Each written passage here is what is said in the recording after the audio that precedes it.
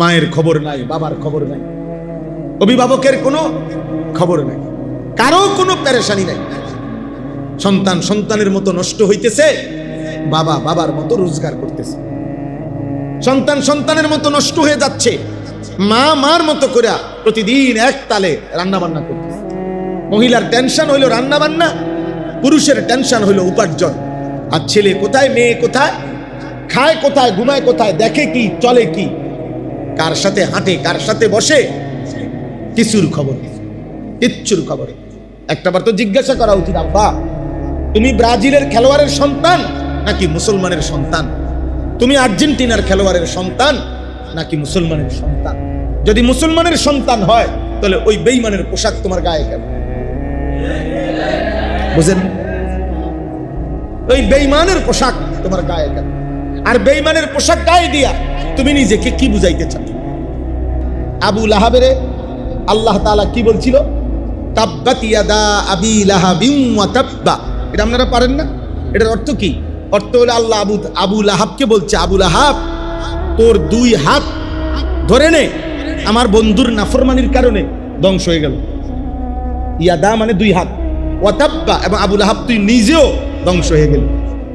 এই আয়াত নাজিল হওয়ার পরে আবু লাহাব ধারাবাহিক কয়েকদিন সকালবেলা ঘুমের থেকে উঠলেই রাসূলুল্লাহ সাল্লাল্লাহু আলাইহি ওয়াসাল্লাম যাইয়েই ডাক দিত, এদিকে এই দেখ, এই যা, এই যে যেমনের হাতে এমনি রয়েছে, এই দেখ আঙ্গুল, কোনো অসুবিধা নাই। বুঝেন না কথা? কিরে তোকে আল্লাহ না কইলো আমার হাত খাইয়া লাইব, কই কিছে, ওই যে হাত দিয়ে হাতের জায়গায় এইভাবে বিদ্রুপ। আল্লাহর আযাব। অনেক ছেলে পেলে দেখেন কোন আলেমে দিন মহব্বত করেও যদি কেউ নেককার, কেউ নামাজের জন্য হেতে হাসে, মানে হেতে বুঝায় যে বেকুবে কি কয়, আমি কিতাম নামাজ পড়ি, আমি কি পাগল নাকি? ওই আমগো গ্রাম্য একটা কথা বলে, গ্রামে একটা কৌতুক আছে, ওই যে গরু মসজিদে ঢুকছে, মানুষে ফিডা দিছে, তো গরুর মালিক কইতেছে, কয় ও গরু জানি অবুঝ প্রাণী, বুঝে না দেখ কেন মসজিদে ঢুকছে, আমি বুঝের মানুষ, আমার জীবনে দেখছিনি কোনোদিন মসজিদে, বুঝেন? আমার কি জীবনে কোনোদিন দেখছিনি মসজিদ, আমি বুঝেন মানুষ দেখে তো মসজিদে আই নেবে, গরু একটা অবুঝ প্রাণী, এর লেগে না মসজিদ। তো আমগরে আমরা যারা 5 ওয়াক্ত নামাজ পড়ি, এই নাফরমান গুলো মনে করে আমরা এলাম কি অবুঝ, আমরা বেউকুফ, আমরা বেউকুফ, আমরা আহম্মক। ওই চালাক, ওই চালাকে ওটা বুঝছে শুক্রবারে 2 রাকাত পড়লে সারে, মানে কিন্তু 1 সপ্তাহ লাগাইয়া নামাজ পড়ে ব্যাক করলি। আর কোন চালাকে বুঝছে সবে বরাত সবে কদর সাইয়া কদর ঠিক মতো ইবাদত করে লাইলি তো ক্লিয়ার। হ্যাঁ, সারা বছর বুঝি এই নামাজ লইয়া পড়ে থাকলে সবে বরাত আছে না, সবে কদর আছে না, ওই রাইতে তুমি ক্লিয়ার করে লাগবে সব এক। আবার আরো বেশি বুদ্ধিমান আছে, আরো বালা চালাক, যে 90 বছর পরে গুনাহ, পাপ, চুরি, চামারি, সুদ, কিস্তি, গালি, সিনেমা, নাটক, বিড়ি সব খাইয়া শেষ কইরা এখন যেদিন মরার টাইম হইছে, লম্বা হইয়া সোজা হইয়া গেছে, দম টানা শুরু করছে, এইবার পুতেরে দৌড় দিয়ে হুজুর আনছে আনোয়ার বাইরে, ধরেন 500 টাকা দিলাম, আব্বারে তোবা ভরাইয়া আব্বার বেশ কটা কদর ক্লিয়ার করে দেন। বাহ সুবহানাল্লাহ, মাত্র 500 টাকা দিয়া আল্লাহর রহমতে 60 বছরের সমস্ত বাটফারি ক্লিয়ার, সমস্ত সিটারি, চুরি, চামারি, উনার সুদ, কিস্তি, উনার গালি, উনার সমস্ত হারাম, তোবা পড়া এবারে তোবা পড়া এবারে দম টানে, এবারে কি কি তোবা করছেন আপনি? কি তা বুঝছেন কি আপনি? কিসের তোবা বলছেন? হ্যাঁ, তামাশা না? ওয়া ইন্নী লাগাফফারুন লিমান তাবা ওয়া আমানা ওয়া আমিলা সালিহা। কোরআনে আল্লাহ বলছে আমি গাফফার, আমি ক্ষমাশীল আমার ওই বান্দার জন্য যে তওবা করলো, আমার কথা মেনে নিল, আমল শুরু করব। তাহলে আল্লাহ তাআলা বললেন তওবা শুধু শব্দ উচ্চারণ করা দ্বারা হয় না, তওবা মানে হলো পুনরায় আবার ইবাদত শুরু করা, পুনরায় আবার আমল শুরু করা, পুনরায় আল্লাহ আমি পিছনের ভুল করছি, আর এই গুনাহ করব না, ছেড়ে দিছি, নতুন করে আপনার বন্দেগী শুরু করছি, আপনি আমারে মাফ করে দেন, এটারে বলে ইস্তিগফার। গুনাহ ছেড়ে দিয়ে মাফ চাওয়া, পুনরায় ইবাদত করে তাওবা করা। খোদার কসম আল্লাহ বলেন এরকম যদি আমি পাই দুনিয়াও সুখে রাখবো, আখিরাতেও সুখে। এত সোজা না, আপনি এত মামুলি মনে করেন না। 500 টাকা দিয়ে আপনি আখিরাতের দাম দিয়ে লাইলেন নাকি? 500 টাকা দিয়ে বেহেশতের দাম দিয়ে দিলেন নাকি? এই আখিরাতের জান্নাতের মূল্য 500 টাকা? বলেন আখিরাতের মূল্য কি 500 টাকা? বলেন এই 2টা ফ্যান মসজিদে 2টা ফ্যান দিয়া আখিরাতের দাম দিয়ে দিছেন? আপনার এই 60 বছরের বাটফারি এই মসজিদের 2 ফ্যান ঘুরতে ঘুরতে ব্যস্ত নিব আপনার। এটা তো একটা আমলে না, এটার সব আপনি পাবেন, এই দানের সব আপনি নিঃসন্দেহে পাবেন, কিন্তু এটা তো আপনার একটা আমল, এটা তো আপনার সওয়াব, এটা আপনার মনে করেন সওয়াব হইছে, কিন্তু আপনার গুনাহ। আল্লাহ আমাদেরকে মাফ করে দেন। অতএব ছেলেরা বাবা একজনও যদি বুঝে থাকে, দোস্ত চালাক মনে করি, পাপী চালাক হয় না, অসভ্য চালাক না, চরিত্রহীন চালাক না, লম্পট বেহায়া সে চালাক না, বেপর্দা নারী চালাক না, হারামখোর চালাক না, সুদখোর কিস্তিখোর চালাক না, বরং সে ঘৃণিত বোকা, আহাম্মক, বেওকুফ, বেআকল সে। আল্লাহ কোরআনে বলছে লা ইয়াকিলুন লা ইয়াফকাহুন লা ইয়ালামুন। আল্লাহ পাপীদের ব্যাপারে এগুলো বলছি কিনা বলেন?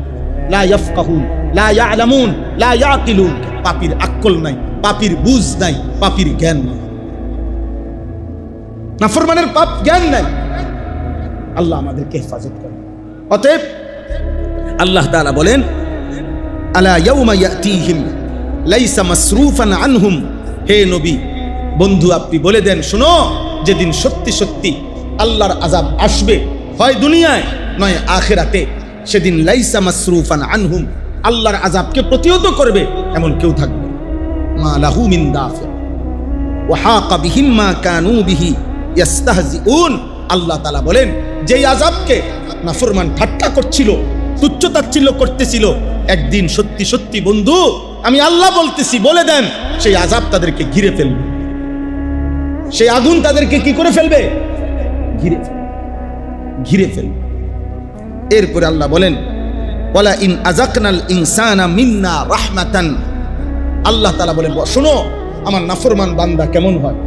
আমার নাফরমান বান্দা দীর্ঘদিন সুখ ভোগ করার পর আমি আল্লাহ তাআলা তার উপরে যে দয়া করতেছিলাম, সুস্থতা, যৌবন, সক্ষমতা, এগুলো যখন আমি কোনোদিন সুম্মা নাযানা মিনহু, যদি কখনো তার থেকে ছিনিয়ে নেই কিছু সময়ের জন্য, সুস্থতা যদি সরায় ফেলি, নিরাপত্তা যদি সরায় ফেলি, ঠিকমতো সবকিছু যদি আমি তাদের থেকে সরিয়ে ফেলি, ইন্নাহু লায়াউসুম কাফুর, সাথে সাথে এই নাফরমান হতাশ হয়ে পড়ে, হাত পাও ছাইড়া দেয় আর কাফুর, আমি আল্লাহর নাফরমানি। খোদা আর লোক পাইলা না, মুসিবত বুঝি আমার কান্দে আইলা। এই অভিযোগ করলো কাকে? অভিযোগ করলো আল্লাহ। হতাশ না, যেই বিপদ আইছে ভাই মনে হয় না আর ঠিক আশ্চর্য, একবারও আল্লাহর নাম বলে না, আল্লাহকে ডাকে না। আল্লাহ তাআলা বলেন এই নাফরমান দুঃখে, সুখের পরে যখন দুঃখ আসে হতাশ হয়ে যায়, আমি আল্লাহর নাফরমানি করে। ওয়ালা ইন আযাকনাহু, এই 3 নম্বর আয়াত, ওয়ালা ইন আযাকনাহু না'মা বা'দা দাররা মাসাতহু। আবার দীর্ঘদিন আযাব, মুসিবত, পেরেশানি, বিপদ ছিল, সেটা যখন আমি সরিয়ে আবার পুনরায় তাকে আমি নিয়ামত দেই, সুখ দেই, তো এইবার সে বলে ওঠে লা ইয়াকুলান্না, এই বেঈমান এবার বলে কি যাহাবাস সাইয়্যাতু আন্নি, ভাই কিছু যায় ঝামেলা ছিল সব দূর হয়ে গেছে, এখন ক্লিয়ার।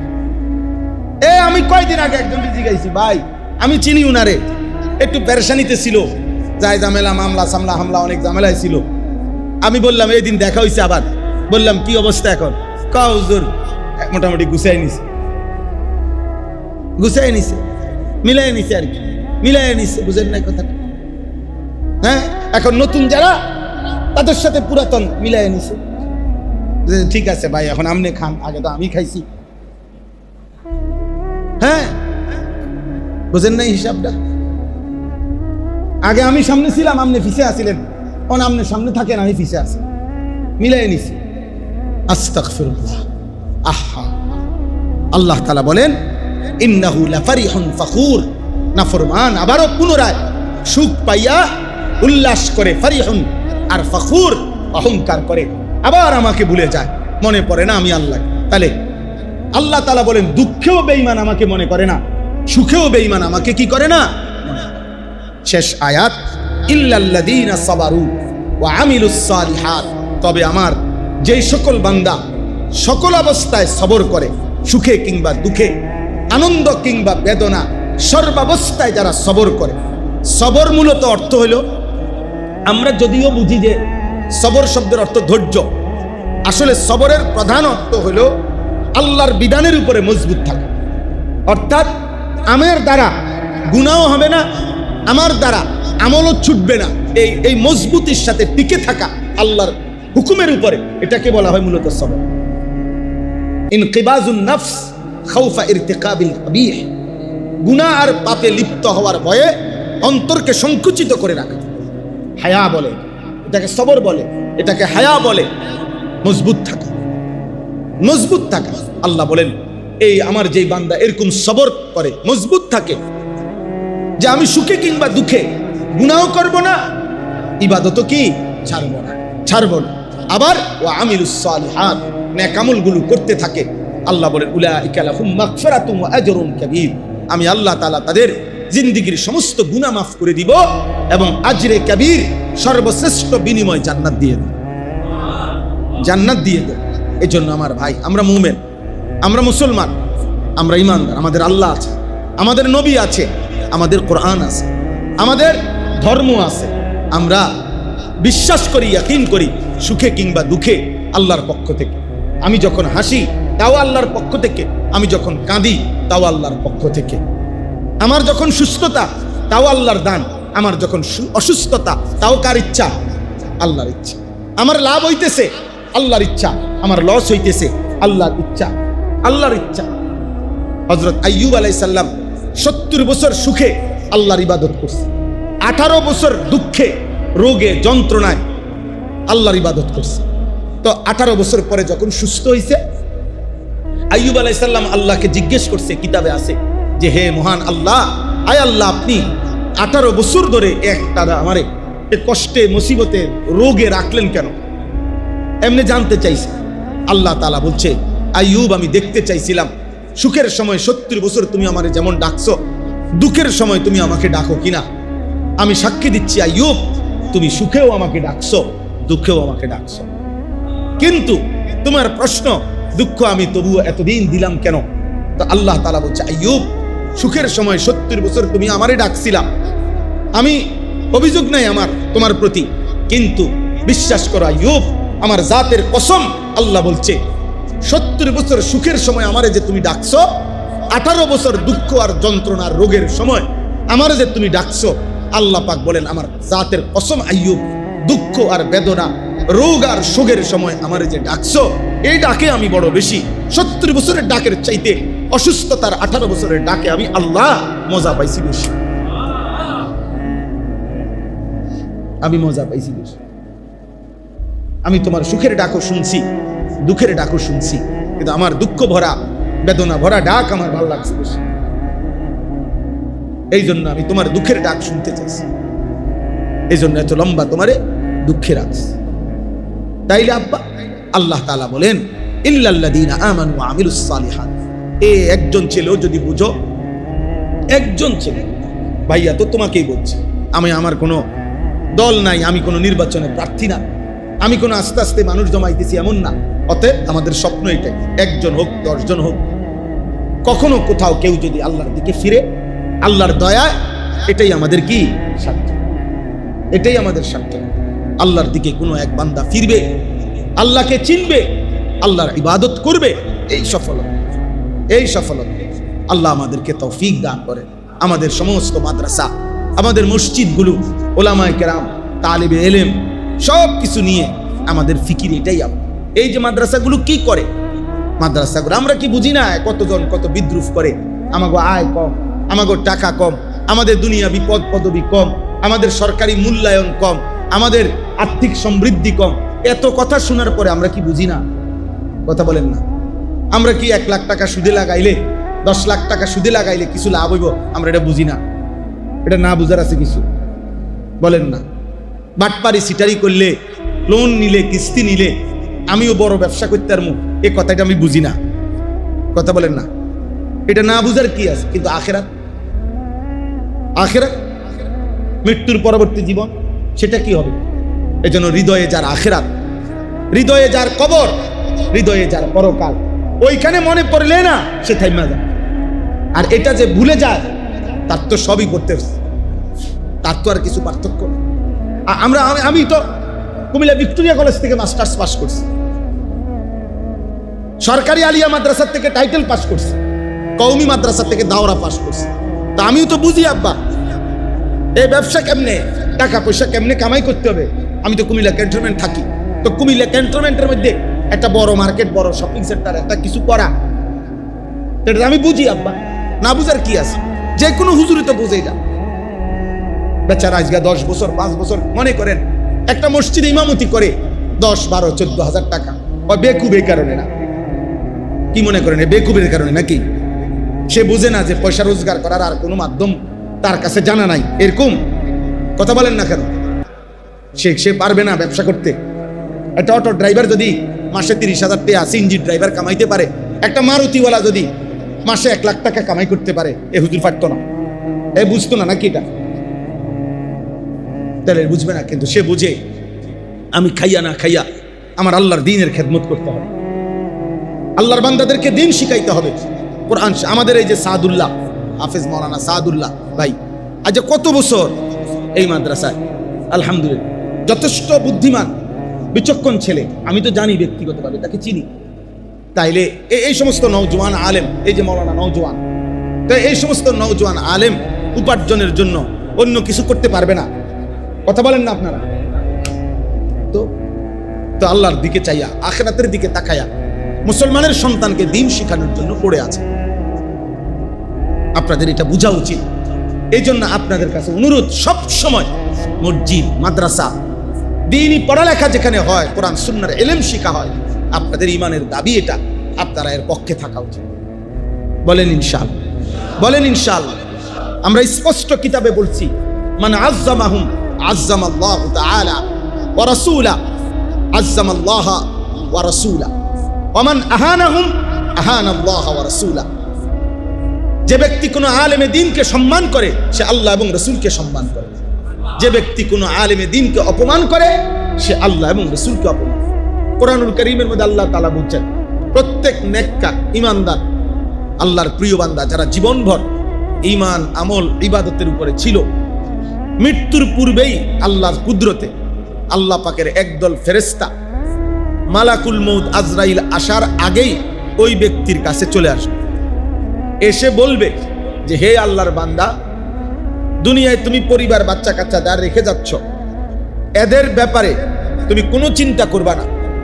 আর সামনে কবর থেকে নিয়ে যত ঘাটি আছে জান্নাত পর্যন্ত, কোনো ঘাটির ব্যাপারে তুমি কোনো ভয়ও করবা না। বরং আমরা এখনই তোমাকে দুনিয়ায় থাকতেই, জান কবজের পূর্ব মুহূর্তেই আমরা আল্লাহর পক্ষ থেকে তোমাকে জান্নাতের সুসংবাদ শুনায় দিলাম। এই 3টা জিনিস নেককার বান্দার কাছে ফেরেশতা এসে বলে, ওই ছেলে তুমি তার হাত ছেড়ে দাও, এই এই বেটা ওর কাঁধে ছেড়ে দাও, বেটা আহম্মক কোথাকার, এটা অসভ্যতা বেটা। অনেক ছেলে মনে করবেন এই যে সমস্ত উপযুক্ত ছেলে 14, 15, 16 বছরের ছেলে পেলে একজন আরেকজনের জোরে চড়াইয়া ধরে, এরা অসভ্য, এর আখলাক ভালো না, মনে রাখবেন। বুঝেন নাই? এটা বদ আখলাক, এটা মহব্বত না, এটা শাহওয়াত, এটা অসভ্যতা। মানুষের কাছে বুঝাইছে এটা ভালোবাসা, মহব্বত না, এটা মহব্বত, এটা অসভ্যতা, এটা নোংরাম। এজন্য বালেক এক্ষেত্রে পরহেজ করা উচিত। অনেক ছেলে পেলে বুঝে না এটা, মনে তামাশা যাদের জীবন, তাদের জীবনের কোনো কিছুর মধ্যে সৌন্দর্য নাই। অসভ্যতা যাদের জীবন, মনে রাখেন তার জীবনের কিছুতেই সৌন্দর্য,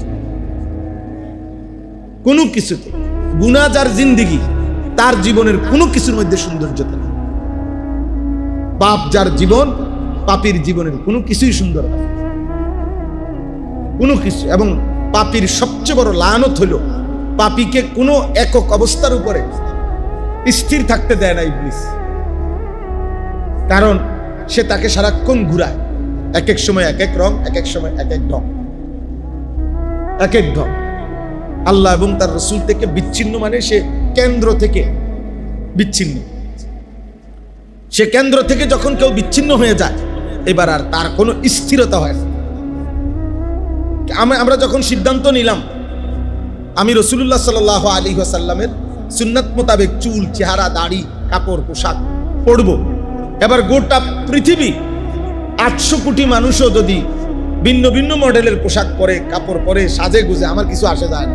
আমার টার্গেট, আমার কেন্দ্র আমার রাসূল সাল্লাল্লাহু আলাইহি ওয়াসাল্লাম। বুঝেন নাই? এবারটা সহজ। এবারে অন্য কি মনে করে, ভাল লাগে না কেরুম লাগে, এটা আমরা টামনে বুঝা। আমার কেন্দ্র ঠিক আছে, আমার যে আমার নবী সাল্লাল্লাহু আলাইহি ওয়াসাল্লামই হচ্ছে আমার কি কেন্দ্র। কিন্তু ফাসেক যেগুলো আপনি দেখেন, আমি সবসময় এটা বলি, এই যে সমস্ত চুল্লা ফোলাফাই, এদের একক কোনো চুল আছে কিনা জিগা। বলে তুই আজকে 10 বছর ধরে একই মডেলের চুল রাখুনি, হ্যাঁ বলতে পারবে। বুঝেন নাই? একই মডেলের প্যান্ট পরো কিনা, সে বলতে পারবে। একই জামা পরো কিনা, গেঞ্জি পরো কিনা, বলবে না। এই যখন যেটা তাল ওঠে, যখন যেটা মার্কেটে দোকানদারে অনিটা চলছে, আচ্ছা তো এটাই দেন। সেলুনের নাফিতে বলে এখন এই ডিজাইনটা আসছে নতুন, এটা দেখতে পারেন, কয় হ্যাঁ এটা কাটে। তাইলে বেচারাকে ডিজাইন দেয় নাফিতে, বেচারাকে ডিজাইন দেয় দোকানদার। সিনেমার নর্তকী অ্যাডভার্টাইজের বেড়াইতে, ও ফুটবলের খেলোয়াড়, ক্রিকেটের খেলোয়াড়, বাহ। এই জন্য এটা দুর্ভাগ্য। সবসময় মনে রাখবা বাবা, ছেলেরা যাদেরকে তোমাদেরকে বললাম, ফাসেক কখনো স্থির হইতে পারে না। পাপী কোনো নির্দিষ্ট পয়েন্টে স্থির হইতে পারে না, তার নির্দিষ্ট কোনো কিনা স্থিরতা হয় না। সে এই ছন্ন ছাড়ার মতো ঘুরতে থাকে। আল্লাহ আমাদেরকে মাফ করে দেন। চলেন তো বলতেছিলাম, আল্লাহ তাআলা কোরআনুল কারীমের মধ্যে 25 জন নবী এবং রাসূলের নাম উল্লেখ করেছেন। তন্মধ্যে 5 জন এমন নবীর নাম আছে কোরআনে, যেই 5 জন নবী মানুষদেরকে আল্লাহর দিকে ফিরাবার জন্য, নিজের কওম, নিজের সম্প্রদায়কে আল্লাহর দিকে ফিরানোর জন্য কুফর, শিরিক, মূর্তি পূজা, জুলুম, অন্যায়, অনাচার, পাপ, অশ্লীলতা, গুনাহ থেকে ফিরাইবার জন্য জান প্রাণ আপ্রাণ চেষ্টা করছেন। কিন্তু বদনসিব কওম, দুর্ভাগা জাতি, প্রতিনিয়ত আল্লাহর নাফরমানি, শিরিক, কুফর, পাপ এর সীমা লঙ্ঘন করছে। অর্থাৎ নবী যতই ডাকছে ততই তারা আল্লাহর থেকে দূরেই সরছে, পাপের সীমা অতিক্রম করে ফেলছে। ফলে আল্লাহ তাআলা ওই 5 জন নবীকে, উনাদের যে কওম, এই 5 জন নবীর সম্প্রদায়, জাতিকে আল্লাহ তাআলা চিরতরে একেবারে গোষ্ঠী শুদ্ধা ধ্বংস করে দিয়েছে আল্লাহর আযাব। একদিন আল্লাহর আযাব আসছে, ওই আযাবে এই 5 জন নবীর কওম, কোরআনে যাদের বর্ণনা বিস্তারিত আল্লাহ উল্লেখ করছেন, যাদের কওমকে আল্লাহ তাআলা একেবারে আযাব দিয়া শেষ করে দিয়েছে। ছোট বড়, নাবালক সাবালক, কোলের বাচ্চা, পেটের বাচ্চা, দুধের বাচ্চা, জওয়ান, বুড়া, নারী, পুরুষ, একদম শেষ করে দিয়েছে আল্লাহ তাআলা। এরকম 5 জন নবীর ঘটনা কোরআনুল কারীমে আছে। সেই 5 জন নবী হলো নূহ আলাইহিস সালাম, 2 নম্বরে হলো হুদ আলাইহিস সালাম, 3 নম্বর হলো সালেহ আলাইহিস সালাম, 4 নম্বর হলো লূত আলাইহিস সালাম, 5 নম্বর হলো শুআইব আলাইহিস সালাম। এই 5 জন নবী, যাদের কওম আল্লাহর এই জমিনে সবচেয়ে বেশি পাপের, নাফরমানির, গুনার, অবাধ্যতার সীমা লঙ্ঘন করছে। ফলে আল্লাহ তাআলা এই 5 জন নবীর জাতিকে একেবারেই ধ্বংস করে দিয়েছে। নূহ আলাইহিস সালামের কওমকে আল্লাহ তাআলা পানি দিয়ে শেষ করে দিয়েছে। হুদ আলাইহিস সালামের কওমকে আল্লাহ তাআলা ঘূর্ণিঝড় দিয়ে শেষ করে দিয়েছে। সালেহ আলাইহিস সালামের কওমকে আল্লাহ তাআলা একজন ফেরেশতার বিকট চিৎকার দিয়ে মানে একজন ফেরেশতা চিৎকার দিছে, আওয়াজ, এক চিৎকারে কান ফাইটা পুরা জাতি মরে গেছে। লূত আলাইহিস সালামের জাতিকে আল্লাহ তাআলা জীবন্ত ঘুমন্ত পুরা জাতি, ঘর বাড়ি আসবাবপত্র, মানুষ গরু ছাগল, পুরা কওম সাতবক জমিনের মাটি উঠাইয়া উল্টাইয়া জমিনে দাফন করে দিয়েছে। শুআইব আলাইহিস সালামের জাতি ওই সালেহ আলাইহিস সালামের কওমের মতো ফেরেশতার বিকট চিৎকার দিয়ে রাত গভীরে ফজরের পূর্ব মুহূর্তে আল্লাহর আযাব কান ফাইটা সব মরে গেছে। তো প্রত্যেক নবী, এই 5 জন নবীর ঘটনা কোরআনুল কারীমের মধ্যে বহু সূরার মধ্যে আছে। তন্মধ্যে সবচেয়ে বিস্তারিত আযাবের বর্ণনা এই সূরার মধ্যে, সূরা হুদ, এই 11 নম্বর সূরা। এজন্য কোরআনুল কারীমের মধ্যে সবচেয়ে বেশি আযাবের বর্ণনা কোন সূরা? সূরা হুদের, সূরা হুদ। এই সূরা পড়লে কলিজা কাঁপ দিয়া ওঠে, এই সূরা শুনলে, কোরআনের তাফসীর শুনলে হৃদয় কেঁপে ওঠে। এবং আল্লাহ তাআলা এই নবীদের বিস্তারিত 5 জন নবীর ঘটনা এই সূরাতে আছে একসাথে পরপর। এবং 5 জন নবী কি পরিমাণ কাকুতি মিনতি করছে নিজেদের কওমের কাছে, এবং নিজেদের কওমের লোকেরা কি পরিমাণ ব্যঙ্গ বিদ্রুপ ঠাট্টা মশকারি জুলুম নির্যাতন করছে, আর শেষ পর্যন্ত আল্লাহর আযাব আসছে। এই কথাগুলো আল্লাহ তাআলা এখানে খুব উল্লেখ করছে বিস্তারিত। যেদিন নবী সাল্লাল্লাহু আলাইহি ওয়াসাল্লামের উপর এই সূরাটি নাজিল হলো, আযাবের বর্ণনাগুলো নবী শুনলেন। এর কিছুদিন পর আল্লাহর নবী সাল্লাল্লাহু আলাইহি ওয়াসাল্লামের দাড়ি মুবারকের কয়েকটা চুল সাদা হয়ে গেছে। হযরত আবু বকর সিদ্দিক রাদিয়াল্লাহু তাআলা আনহু বললেন, ইয়া রাসূলুল্লাহ, আপনার দাড়ি মুবারকের চুল তো সাদা হয়ে গেছে, আপনি তো বুড়ো হয়ে যাচ্ছেন। কাদ শাইয়াবতা। আল্লাহর নবী সাল্লাল্লাহু আলাইহি ওয়াসাল্লাম বললেন, আবু বকর শোনো। নবী চোখের পানি ফেলে বললেন, সূরা হুদ, শাইয়াবাতনি হুদ, সূরা হুদের আযাবের বর্ণনা আমারে বুড়া বানায় ফেলছে, আমাকে বুড়া বানায় ফেলছে। এই সূরার মধ্যে আল্লাহ তাআলা এই 5টি জাতির নাফরমানি আর পাপ এমন বর্ণনা দিছে, আল্লাহ আমার কলিজার মধ্যে কাঁপ ছুটে গেছে। আমার ভয় হচ্ছে এই পাপগুলো যদি আমার উম্মত করে তাদের জানি কি হবে আযাব। এই ভয়ে আমার উম্মতের পেরেশানিতে, আল্লাহ তাআলার আযাবের ভয়ে আমার দাড়ির চুল সাদা হওয়া শুরু, আমি বুড়ো হয়ে যাচ্ছি, এমন টেনশন। মানুষ অনেক সময় বলে এই ঘটনা প্রেক্ষাপট বিভিন্ন পরিস্থিতি, হুজুর মনে হয় যেন আমি 3 দিনে 30 বছরের বুড়ো হয়ে গেছি, মানে এমন পেরেশানি গেছে আমার উপরে। মানুষ কথার প্রসঙ্গে এমন কি টেনশন মানুষকে দুর্বল করে দেয়। তো এই আযাবের বর্ণনা, উনাদের আযাব ছিল, আরে পাপ ছিল, এই 5টি জাতির লম্বা বিস্তারিত বর্ণনা করার সুযোগ নাই। আমি শুধু বলতেছি আর কি মোটা দাগে, একজনও যদি বুঝে, একটা ছেলেও যদি বুঝে, একজন বাবাও যদি বুঝে। আমরা সব সময় আজকে 22 বছর আলহামদুলিল্লাহ এই ওয়াজের ময়দানে কোনোদিনও এই আশা করি না যে কয়জন বদলাইলো, কয়জন কি হলো, এটা আমার হিসাব। আমার হিসাব হলো বলে যাও, আমার জিম্মাদারি বলতে থাকা, চেষ্টা করতে থাকা, বলতে থাকা, যখন যেমনে যেভাবে সুযোগ পাই বলতে থাকা, 1 জন 10 জন 1000 জন, এটা কোনো বিষয় না। তো দেখেন এই 5টা জাতি যাদেরকে আল্লাহ তাআলা আযাব দিয়ে চিরতরে ধ্বংস করে দিছে, এদের মূল পাপ ছিল 3 ধারায়। 1 নাম্বার, তারা প্রত্যেকেই শিরিক করত। কি করত? শিরিক। এই 5টা কওম। 2 নাম্বার, তাদের অন্যতম দ্বিতীয় পাপ ছিল উপার্জনের মধ্যে হারাম রোজগার করত।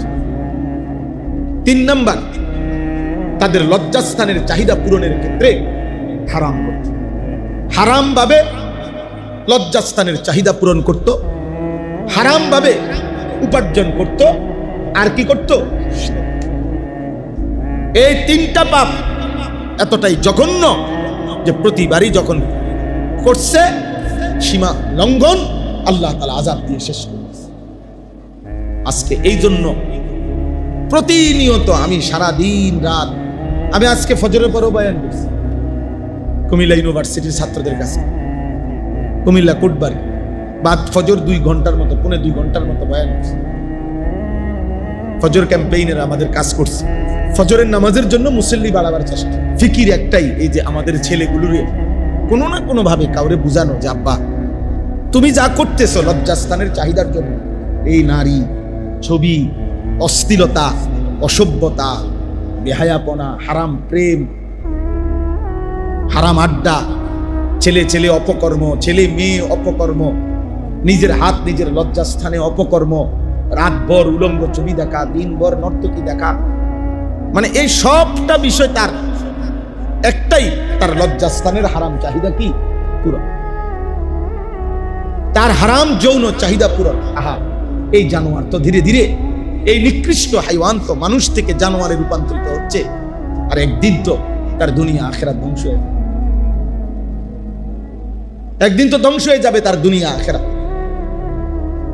হারাম যৌন চাহিদা, এই নারী, ছবি, এই জিনা ব্যভিচারের আকাঙ্ক্ষা, ছোট ছোট বাচ্চা 12 বছর, 14 বছর, 15, 16 বছর, 18 বছর, এদের এই বয়সী অসংখ্য ছেলে মেয়ে ব্যভিচার, হারাম গুনায় লিপ্ত, হারাম গুনায় লিপ্ত।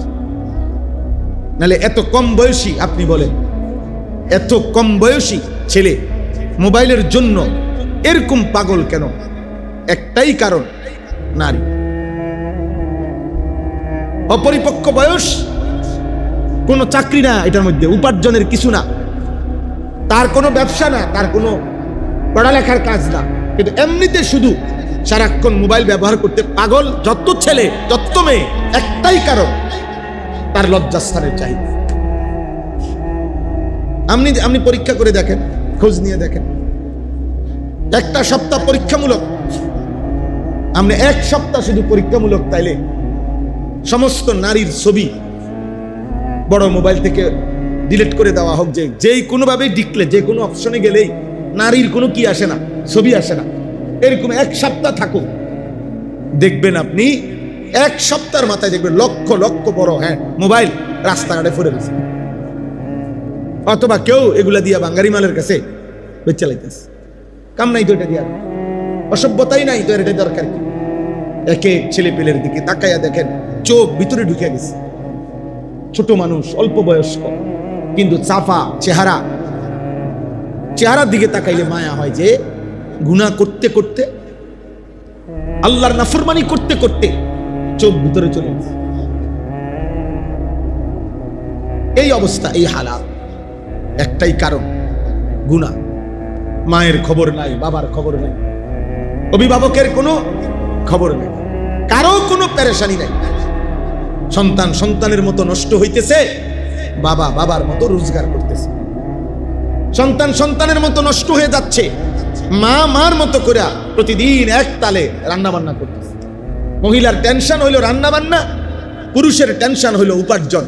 আর ছেলে কোথায়, মেয়ে কোথায়, খায় কোথায়, ঘুমায় কোথায়, দেখে কি, চলে কি, কার সাথে হাঁটে, কার সাথে বসে, কিছুর খবর, কিচ্ছুর খবর। একটাবার তো জিজ্ঞাসা করা উচিত, আব্বা তুমি ব্রাজিলের খেলোয়াড়ের সন্তান নাকি মুসলমানের সন্তান? তুমি আর্জেন্টিনার খেলোয়াড়ের সন্তান নাকি মুসলমানের সন্তান? যদি মুসলমানের সন্তান হয় তাহলে ওই বেঈমানের পোশাক তোমার গায়ে কেন? বুঝেন? ওই বেঈমানের পোশাক তোমার গায়ে কেন? আর বেঈমানের পোশাক গায়ে দিয়া তুমি নিজেকে কি বুঝাইতে চাও? তুমি কি বুঝাইতে চাচ্ছ